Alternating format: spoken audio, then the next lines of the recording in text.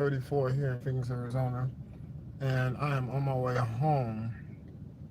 And I'm just thinking about the the recent passing of Sarah Jordan Powell, and it really kind of has me speechless in a sense because she was such a wonderful woman, so sweet, so kind, and she was just an important part to our gospel community as well as our gospel music history. And she's done so much, like in the church, outside of the church, but always proclaiming the name of Jesus Christ. So, I'm just, no, I'm just, let me just tell you this. So when I went, what's up, everybody? I'm driving. I really care. Patrick, what's going on, Patrick? Jordan, what's going on, Jordan? Hey, so like this is my experience with Sarah Jordan Powell. So I remember honestly. So when I went to Tulsa right before, well, a year before she moved to Chicago, it may sound like it's nothing, but to me it meant the world. So what's up, Queen? How you doing? So we're going about our day. I take her to a restaurant, and then we go back to the house, and then we take an Uber to the church where she goes to go over a song and things of that sort. And she brings this container with her, and to my knowledge, I'm like, I have no clue what the container is. And lo and behold, it's amazing. Like, so what happened was I left the container in Pastor David Smith's car because we had went to dinner after the entire day. So the following morning, Bishop Carlton Pearson came and picked me up. He came to pick me up so that we can do an interview. He took me over to his house. And I remember, like, he took me to the airport, and right before we got out the airport, he made sure that I didn't forget what Sarah had given him to give to me. To make a long story short, I got on the plane, and I said, you know what, let me open this container. What is this that this woman wants me to have so bad? So I opened the container. Oh my God, I could still see it. It was crackers, but the container, it was a piece of paper towel at the bottom, and it was crackers in there. And when I taste those crackers, man, I started crying. And I didn't find out until, because after that I went to Birmingham. I didn't find out until I landed in Birmingham, and I called her to thank her for those crackers. Listen, she told me she made them from scratch. And I can taste all of the love, the care, all of the kindness. I can taste her characteristics in those cookies. And it's like moments like that that just have my heart just pumping, able to really get loved on from the Church of God in Christ. Because one thing that she did want in her lifetime that she did talk about a lot, she said that she wanted the Church of God in Christ to honor her. And for some reason, that never happened. But I tried to do everything in my ability to prove to Sarah Jordan Powell that she is and she was loved because of her contributions, because of her humanitarian work. I wanted her to know that, especially at her age, because when dealing with singers, when singers, they have family members that are deceased, spouses that are deceased, it's very difficult for those singers to really find some type of reason for living, in a sense, or another reason to fight. So, like, we gotta love on our singers, really, because if we don't, it's so much that we can glean from them, but we have to keep them healthy, keep their minds healthy, so that we can get the knowledge that we need to pass from generation to generation. But I don't know. I'm just riding home, and I was thinking about Sarah Jordan Powell, so I said, let me hop on here. I haven't been on here in God knows how long. Let me see what you all are saying. How y'all doing today? Queen Mom, how are y'all? But yeah, what's another memory? Oh yeah, there's another memory. I think I'm gonna put together a video about this particular menu. I mean, not menu, but this memory. Um, there was a time I went to Chicago, and most of the times when I went to Chicago, I always, called her and told her, come on, put some clothes on, let's go somewhere, let me take you out to eat, or let's do this, let's do that. Because I just wanted to get her out the house and, let her breathe some fresh air. And one time that I came to Chicago, I went to her apartment, and I picked her up, and I took her to Markham, Illinois, where my grandfather lives, Bishop Jesse McDowell. And I remember them taking pictures outside of the car, and then she got in the car, and we went to Cracker Barrel. It was me, my grandfather, and Sarah Jordan Powell. Enjoyed ourselves. Every time, and this is another thing too, like anytime I'm like riding in the car like with an artist, I like to play their music because I want to see their response. And Sarah was very unique. Well, yeah, unique in a sense, because most of the times when I'll be playing her music in the car, she'll say, whoa, I don't remember this, or she'll say something like, that's me? Wow, I don't remember this, Eric. And it was like moments like that was so priceless that I'm able to, let her hear something that she may have forgotten about, or maybe just need to summons to her memory. And just those type of golden moments. I live for those golden moments. It's her husband deceased. Yeah, her husband passed away years ago. Not too long ago, but years. I'm not sure of the correct year. I can't remember the correct year, but she did pass away. And she really had a broken heart over that, because John was the love of her life. When I tell you Sarah Jordan Powell talked about John Powell, that was all she talked about. It's amazing too, because she talks about his character so well. She says that he was the best husband, the best man that God could have ever gave her. Because she said with her extensive traveling that she was doing, that she didn't get no slack from her husband. She said that he'd be excited when she come home, and back in the day, I don't know if you all remember, but back in the day before 9/11, there was no TSA, so people can actually go all the way up to the gate and watch people actually get on the airplanes and don't even have a ticket. But however, so that's what I know what she means by she's saying that John, her husband, would come on the plane or carry her bags as far as he could for her. It's just those little things, she was really, really, really appreciative for the man that God gave her. And that was one thing that really hurt her a lot too, as well, of her passing. And a fun fact too, most people probably don't know this too, that Sarah Jordan Powell, Kim Burrell is actually related to Sarah Jordan Powell. I can't remember the exact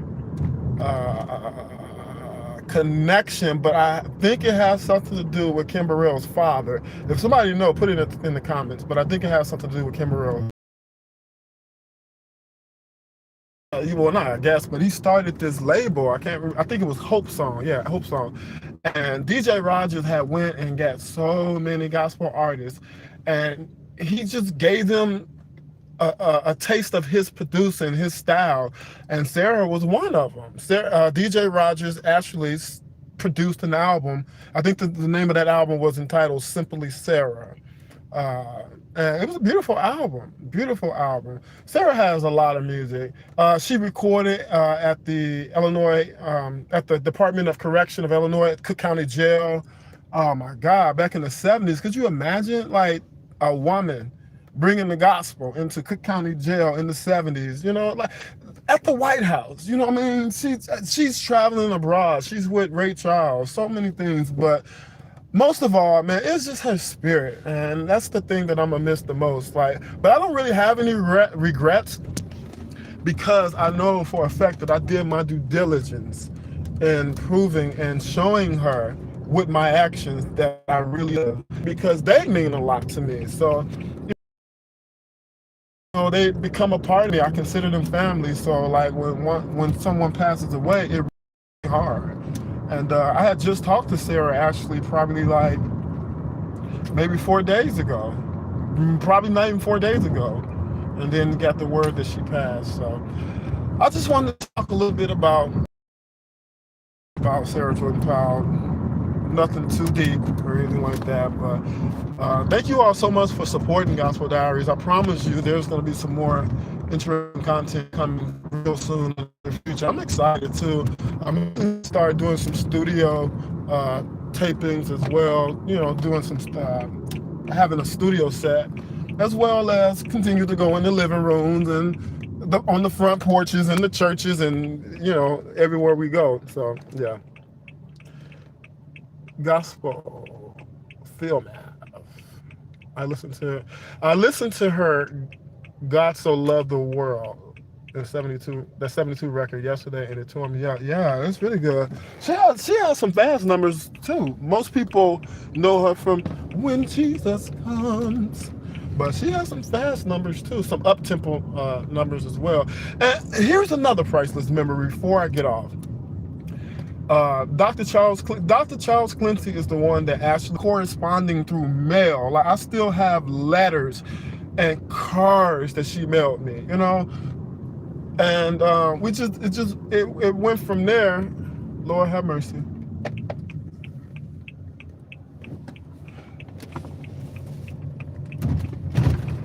I remember the first time I went to the mailbox and got a letter out that had Sara Jordan Powell's name on it. I went nuts. I'm like, wow, this is amazing. This is cool. But yeah, when I first met her, like she was in her own home, and then I remember her she had to move out of the home, and they put her in an apartment. And in that apartment, she stayed in the apartment for a while, and that's where I went. I went to her apartment, that last apartment right before she moved to Chicago. And when I tell you I had a joyous time, a joyful time with Sara Jordan, every time I've been with Sara, it's been an amazing time. So, all right, so I'm done rambling, but I really, really, really want to stress this message to love on people. You just never know. Like the next second is not promised. You know what I mean? Like tell someone you love them. Do something kind for someone, you know, because that's what life is all about. It's about helping one another. Because if everybody's helping somebody, you're getting helped as well. So that's my spiel for that. So God bless you guys, and be looking forward to more content. I'm gonna be sharing some more footage that I have with Sara Jordan Powell. Hopefully I made sense with this, you know, this live, because I don't like to do on the spot spontaneous lives.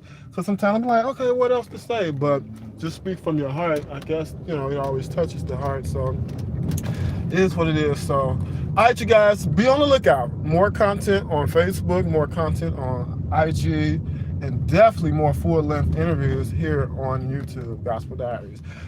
So much. And if y'all want to be a blessing, see, I always forget about this. My Cash App is Maurice is Alive. That's $ MAURICE. Maurice is Alive. So Maurice, ISALIVE. Maurice is Alive. And my Zelle is area code 480. What is it? 321-9695. Again, 480-321-9695. And let me share this too. Here we go. So like prior to me even doing the Gospel Diaries interview with Sara Jordan Powell, I have like so many phone interviews with Sara where she just really just shared the sentiments of her heart. And I was so grateful to be able to feature her in a magazine. And the reason why I said that is I'm really considering to put this magazine back online, because more people need to have access to that. And I think that those are keepsake booklets where you can pass it down to your family, or just for you, just to learn more about the Black church and the gospel music. So just look on my page. I think there's a link to the magazine that I feature Sara in. So until next time, bye. Love on someone and change your life. I am out of here. Oh, Cash App again is $ Maurice is Alive. That's MAURICE. ISALIVE, and then the Zelle is area code 480-321-9695. And thank you all so much for all of your support. Man, these numbers keep going up. Where are you all coming? First of all, who's on here? Can somebody tell me where you're from? Who's on here? Do I know anybody that's on here on this live right now? Before I get off, I want to see. Oh, let me read these comments too. All right, here we go. There's another H-Town legend, Betty Ransom Nelson. Can you interview? Absolutely, I want to interview her so bad. That woman, Betty Nelson, that woman can sing and play like nobody's business. Did you see her at the Sarah Jordan Powell tribute? My gosh, 80-some years old, still hitting high notes. Her runs are crisp, just flowing like milk and honey. I mean, I don't know what it is. That's a bad woman. She has beautiful music out from the 80s and the 70s. My God. If I'm not mistaken, Betty Nelson is, she recorded His Child, the song that was on Say Amen. Somebody, I may not be the best at anything or have the best of everything. Sometimes I feel like I'm the least of all. But I know someone who has everything, and he is my everything, and I'm happy just to know that I'm his child. His name is Jesus Christ, the righteous Son of God, lily of the valley. He's the bright and morning. Nah, I ain't about to do that. What's up, St. James? Hey, if y'all not following St. James, please hit that hyperlink, hit his name, and subscribe to his channel. He has some great content, man. Y'all gotta follow him. But I'm sure all y'all are already following him, because that's the St. James. But I'm about to get out of here. I just wanted to kind of reflect a little bit on Sarah Jordan Powell. Again, I do not do these in spontaneous lives, because sometimes I'll be like, what else to say? What else to say? What else to say? But I did it. I conquered my fear today. So, all right, y'all. I'm out of here for real. Bye.